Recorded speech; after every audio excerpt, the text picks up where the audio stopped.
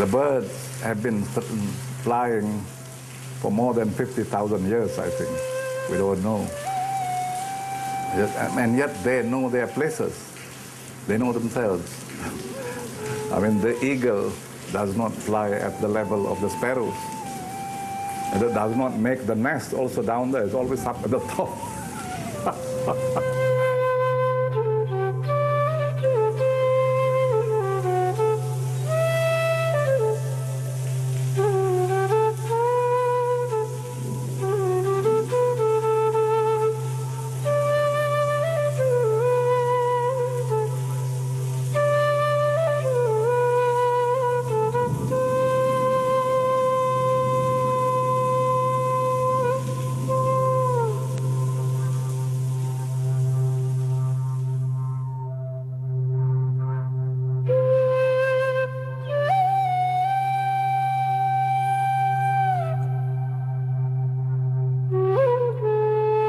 الرحيم والصلاة والسلام على أشرف الأنبياء والمرسلين وعلى آله وصحابته ومن تبعهم بإحسان إلى يوم الدين. الحمد لله. نتشرف اليوم بمجالسة أحد أكابر علمائنا وفلاسفتنا السيد نقيب العطاس، وهو أستاذ عظيم في الفلسفة الإسلامية وكذلك في التاريخ ماليزيا وعدة أشياء أخرى. Syed Naquib Al-Attas, first of all, I would just like to say that I have benefited immensely from your work. I've read all of the published work that I have that you've done. If you could perhaps really summarize what you think is the essential crises taking place right now in the Muslim world. I said it is the loss of adab, but of course the word adab that I'm using, I think I have understood it according to what I understand to be perhaps the very early meaning of that word. Adab is a reflection of wisdom, because this comes from the knowledge of the prophets. It is not something you get from universities or even from knowledge, because people sometimes have knowledge but have no adab. But therefore this adab, the way I have understood it and defined it, is it is acting in conformity with justice, yes? But I'm talking about the main justice as the virtue, actually, the final virtue, the culmination of all virtues. Already the Quran said, Inna Allah ya'murukum an tu'addul amanat ila ahliha. Wa idha hakamtum bainan nas an tahkumu bil adl. There are 4 terms already that are very important there. First of all, amr. Yes, it is a command. It is a command. The command meaning something to do with commands and prohibitions. When you talk of command, you speak of law.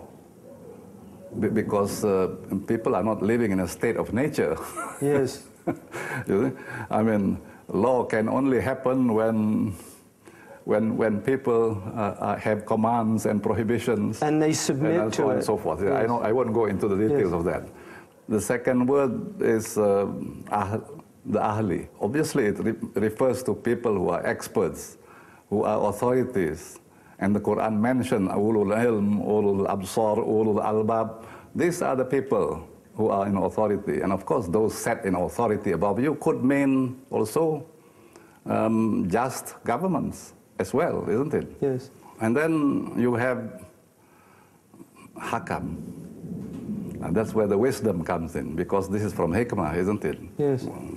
وَإِذَا حَكَمْتُمْ بَيْنَ النَّاسِ أَن تَحْكُمُوا بِالْعَدْلِ. So this hakama, this wisdom, what is this wisdom really? The way I have understood, because I contemplated on these things, wisdom is the knowledge that tells you about the proper places of everything. Of course, all prophets have wisdom. The Quran said they are given the kitab wal hikmah. And some who are not prophets also were given wisdom. The Quran says, isn't it, that Allah subhanahu wa ta'ala gives wisdom to whomsoever He pleases. And those who are given that is given the very great good. The Quran mentioned Luqman as being given wisdom. And I suppose myself that some of these ancient philosophers, they were not Muslims, but they were given wisdom. Because wisdom, you have what I talk about the theoretical, I talk about the practical wisdom. I think in their case, their theory and the practice deals mainly with the world of empirical things, like Aristotle and so on. They are dealing mainly with things. I mean, it's obviously through wisdom that they elaborated and classified logic, knowledge. All these things must come from wisdom, from Allah subhanahu wa ta'ala. Although maybe they themselves did not realize that. They think it's coming from their own minds, yes? You speak about logic, you speak about genus, difference, species. Now, why? Of course, they observe, they can see that, you know, there are all kinds of things in this world. There are things that grow, there are things that, but then cannot move, like plants and so on. There are things that also grow, but they can move, animals, and so on. And then from there, gradually you have genus, species, difference, isn't it? Yes. So all this is part of wisdom, obviously. Recognizing all yes, this. And that's what I said, the knowledge of the proper places of things. That means everything has got a proper place. Yes. That also is from the Quran. The Quran says about this thing, that there is maqam ma'loom. Yes? And then, yes. And then the Quran said Allah subhanahu wa ta'ala created bil haq. Haq means, of course, in English, very difficult. I always say reality and truth. Or true real, because that's what haq is. It's not just truth, it's also real. Yes. That means what we are saying is that the quality of truth is a reality also. It's not just relative. Truth is not just propositional. Yes. It's not a quality property of sentences. Yes. But also we are saying this ontological also. Yes. That things are already established in reality, and they have proper places. You see, and therefore wisdom is knowing how to deal with these things, to put them in the proper places in our minds. And this adab is conformity with that knowledge.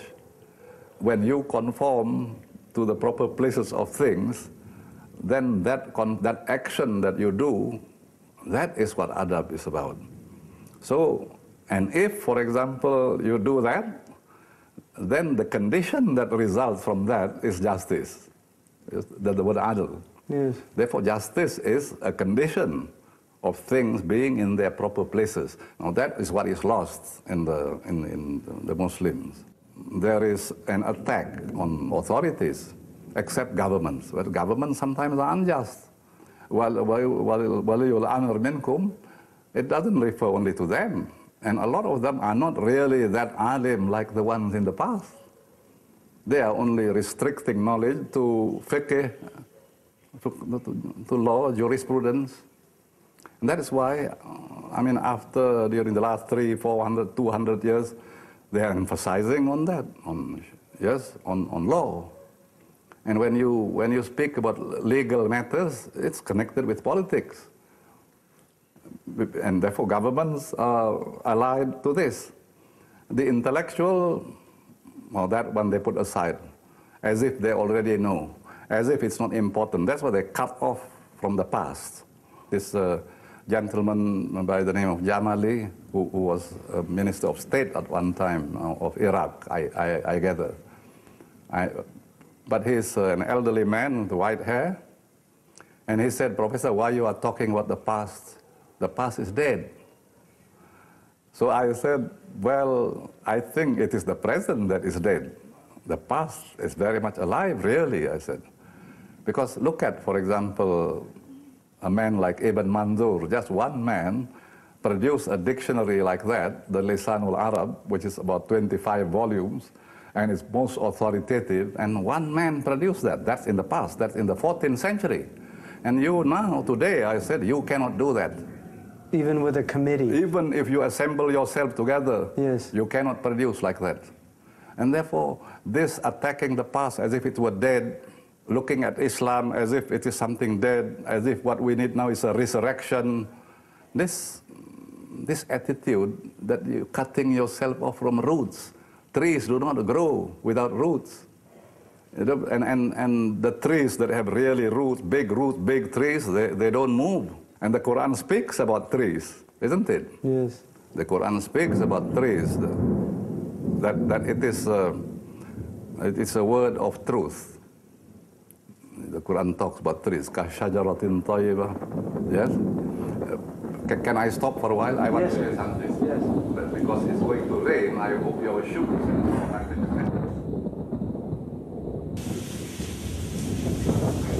Why must he always translate Islam as submission, not the name for religion? Because people like some Orientalists now are saying the name Islam only now the Muslims realize that their religion is called Islam. In other words, it's a development. Because we are saying that they are have been developing. The name Christianity did not appear. It appeared later. It was given by their enemies, the Romans, who called them Christians. Then it stuck to them. The Hindus, the same thing. The others, they use the names of people, or they use the names of places, like the Hindus, like the Buddhists, use the name of and they used to call us Muhammadan, because they think we are like them. And we always reject. No, we are not Muhammadan, we are Muslim. So they want to say that we also, actually, our religion has no name. It's just now only recent development. Then we call it Islam. Actually, in other words, you cannot monopolize this. We cannot accept that. Because you just think logically even, how can you say that there is a religion other than submission? وَمَنْ يَبْتَغِي غَيْرَ الْإِسْلَامِ دِينًا. Whoever wants to follow other than submission. There is no such a thing as other than submission. Everything submits to God already, including the world of created things. We in the West often think, well, we've reached the pinnacle and everybody else is lagging behind, you mentioned, and needs to catch up. And unfortunately, this idea is quite widespread in the Muslim world, particularly in women's issues. There are a lot of Muslims now that really feel that we have to adopt completely a Western model in order for us to compete, to catch up, that we can restore our greatness, become a world leader again. What are your thoughts about that? Western writers, when they talk about the history of mankind, when they talk about the history, well, they are talking more about themselves, about how they developed everything, changed the world, and so on. Well, some things are right, but at least also about others. Others also have done a lot of things. From our point of view, what is more important is ultimately to also know yourself. And yet man in 50 years knows how to fly more than the birds. Yes, in 50 years, the invention of many things by man, he can fly to regions that birds' wings have never flown before. And yet, for example, he cannot control himself. Yes. How do you get that balance, though? Yes, we must have certain that knowledge of the Fardul Ain must be made compulsory in a university environment at certain levels, at all levels, from down below, yes, to the up. That's the only way we can do. This does not mean that we will achieve a perfect balance, because I don't think perfection in that way can be achieved as such. We are not required to become perfect in that sense, isn't it? And we will try to ultimately, what is the purpose? To be happy, isn't it? Yeah. To achieve happiness. That's part of ethics. That's the goal of good character and ethics. That's what we mean by that. They said you cannot define happiness. We say we can define it, provided it is not restricted to the animal world. You can't define because you're talking about pleasure, pain, you're talking about continually changing, momentary, psychological. We're only saying that apart from that, there is a higher level of happiness, which is not those things. How do we know that? Then we'll say the only way first, let's define it by the opposite. what is the opposite of happiness?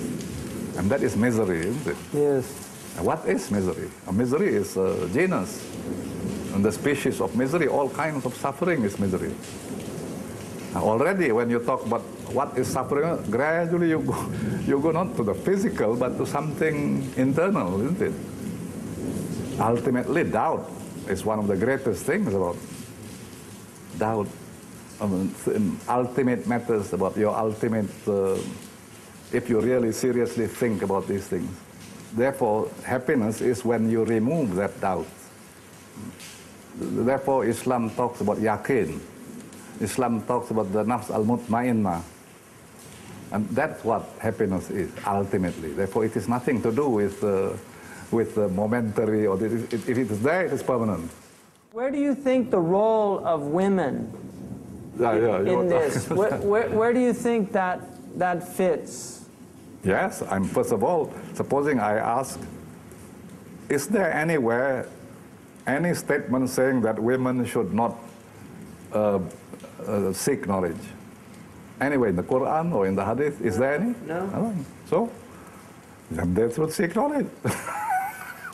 It's the same. No problem, yes, they should seek knowledge. That depends on them also. I think you should ask them, because some of them, I think I said yes, that perhaps some of them, certainly there might be some kind of choice and advice as well. I mean, maybe there are some branches of the sciences and knowledge and so on, but maybe they are not suited to that.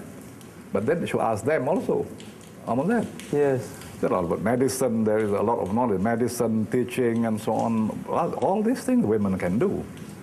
Yeah, but I mean, military sciences, although I know now there are lots of women in the army in America and so on, yes. But difficult to find a general up to that level, you know. In other words, equality doesn't mean, therefore, because a man can be a general, a woman can also be a general. I mean, this kind of idea of equality is not, that's not what equality is. This is not a time when Muslims all understand everything about Islam that they should understand. And I think somewhere in the Holy Quran there is a verse which says that all these laws can be practiced when Iman has become established. And I think at this time the Iman aspect has not become established properly. And you cannot force some of these things. Yes. And you cannot discuss some of these things. Therefore, let's first try to bring that Iman back. Up to now, Iman comes from God, but at least we should prepare the ground. How would you suggest preparing the ground? We talk about the akhlaq, we talk about the ethics, yes. We talk about the thought, we talk about what the Sufis have said, what the Kalam people have said. We talk about that because a lot of that is relevant today. But it's because modern scholars cannot relate those ideas with the modern problems.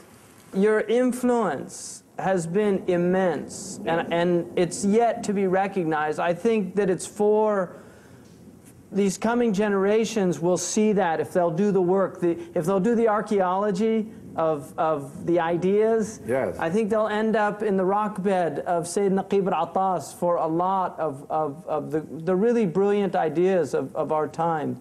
Yes. In many things. And some of our students before, it was the students from here, they understood when they went to America, they studied with Ismail Faruqi at Temple University. Yes? Yes. And there are some people from Afghanistan, from the Arab world and so on.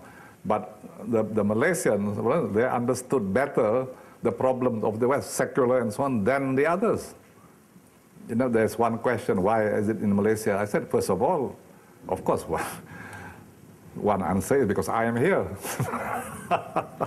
But I think it's also because only in this Malaysia that you find all the religions. You have Hinduism, you have Buddhism, you have Confucianism, you have Christianity, both Catholic, Protestant, then Muslim. And you, a Muslim, are now living with these people. And there will be some problems about religion now. That's why. And that's why we have to establish this. That's why the Muslim must know about their religion and about the others. And as much as them, or better if possible. So in other words, this is the reason why I said that the university must be established. And I said there must be an experiment, isn't it? I'm not saying that we've done everything. No, I said it must be an experiment. In the United States, where I'm from, Yes. there's over 150 Christian colleges. Yes. And that's in a country that has 300 million people. And you look at the Muslim world, which is over 1 billion, and we can count the Islamic colleges on our hands, and most of them are so far from implementing what you're talking about in terms of the kulliyah, the idea of a real university that trains an intellect in a full capacity. Why this is possible for this kind of thing to happen, it's precisely because of a great deal of ignorance, a great deal of arrogance, not only there, but outside, in the ministries of education, in the Prime Minister's department. A lot of them not really knowledgeable about these things. They don't really know things very, very profoundly. Yes. Yes. They just act in a bureaucratic manner. They didn't realize that to establish things like this and that, if you really want to know, you must have really honest people and who are also competent, who are also intelligent, who have proven their worth academically, scholarly, and that they must do things fast. You cannot afford bureaucracy. There is a story, you see, in one of our Malay hikayah, they call it, about the tailor bird who makes very nice, fine nests, yes? But then the monkey comes and then that story in that hikayah, it says, take notice of this, take note of this. The monkey. Yes. Yes, be careful. This is an ibara. Ultimately, it goes back to the question of what we call the loss of adab. Yes. This question of envy must be got rid of. Yes. Because the adab becomes wrong. Yes. The adab becomes merely a kind of etiquette, become merely a kind of following. Protocol. Yes. In other words, it's just hiding the real. That's what ethics means, isn't it? Yes. Ethos, character, it's a mask. It's that's the Greek term for mask. Yes. That means you put a mask. Now you put this mask, tomorrow you put another mask. Yes. Tomorrow you put you are hiding your real self. Yes. This is what I mean. In other words, the idea of ethics is to get rid of all this and to make it established, to make the soul stable. Yes. Yes, and not go on making different masks. Yes. Get to the orang asli. Yes. Yeah. The original man.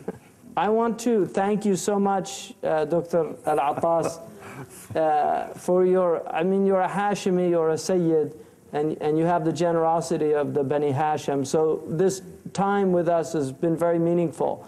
So I really want to thank you immensely for the time you've given us, and may Allah give you tawfiq and also give you your proper place. Yes, yes. Thank you very much. May Allah continue to increase knowledge in all of us and wisdom for you, for all of us. May Allah continue to guide you and grant you peace and happiness and security and success in this world and in the next. Thank you. Thank you.